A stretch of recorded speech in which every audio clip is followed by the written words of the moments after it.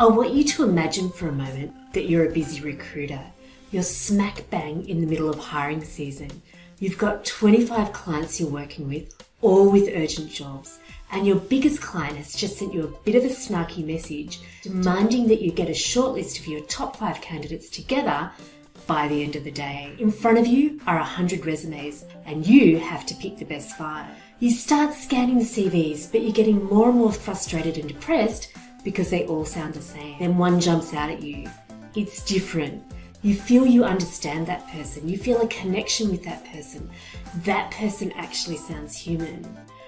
That's the power of a storytelling resume. And in this video, I'm going to show you exactly how you can tell a great story on your resume in a way that the recruiter remembers you. Hi, my name's Carolyn Brown and I'm the founder of the Straight to Shortlist Challenge. On the Straight to Shortlist Challenge, I help driven mid-career professionals go from feeling stuck in their job search to confidently networking and positioning themselves for their next great job. Now, I've helped so many people sell a great story on their CV using this storytelling approach that I'm about to give you. A storytelling approach works best for you if you're a mid-career professional who's got an interesting track record and some stories to sell, yet you don't know how to reflect these on your resume to make it stand out. So what's the difference between a traditional resume and a storytelling resume? And do recruiters actually read a storytelling resume? In this video, I'm going to break that down and tell you exactly that story about why storytelling resumes are so powerful. So a traditional resume just lists facts, where you've worked, what your responsibilities have been, what you've delivered, which is kind of okay. If you're back in 2015, that is. This traditional style of resume doesn't give the full picture that helps a recruiter really understand you and, more importantly, connect with what you've done. A storytelling resume evokes an emotion in the reader. So why do you need your resume to evoke an emotional response? Well, think about it like this. Reflect back on everything that happened to you in this past month.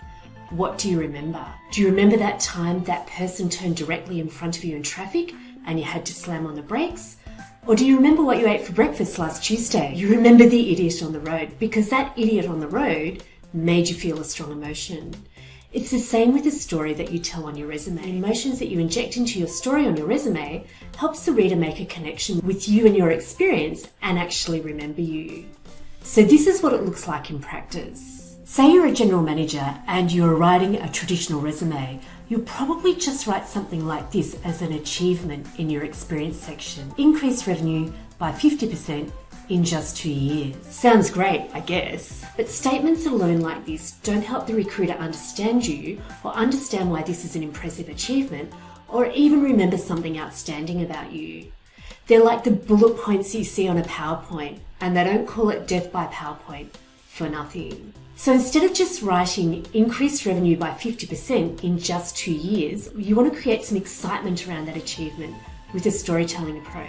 Using the storytelling approach for each role that you want the recruiter to remember, you set that role up with an introduction that describes the challenges that were in that role when you started and what you had to overcome to deliver what you did. You tell the recruiter the beginning of the story. So for the GM, you write something like this. So if you were the GM and using the storytelling approach, your intro could sound something like this. Headhunted to turn around an existential crisis emerging from a finance-dominated leadership team who are making purely bottom-line based decisions. Cheaper materials are used in products, popular lines have been cut, customers were neglected. Too many chiefs meant mistakes in production and the loss of 20% of revenue with the exit of the firm's most important client. So you can see what we have here is a powerful beginning of the story. It's the challenge that the GM experienced, the hook of the story, if you like. You're setting a scene that the recruiter can imagine, relate to, and remember.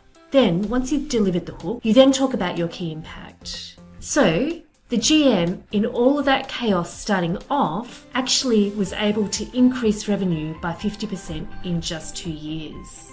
So knowing the challenge, the recruiter can now see why that achievement or that impact was just so impressive. They can picture you delivering that amazing result. You don't need to overcook the egg with too many superlatives.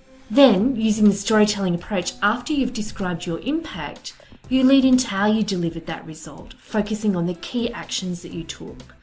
So the GM in this case increased revenue by 50% in just 2 years by developing and executing a balanced strategy that focused on product innovations and quality, customer relationships, and strong ROI while rebuilding a positive workplace culture. So in the storytelling approach, we've got the hook, the challenge, we've got the end with the impact, and we've got the content, which is the how.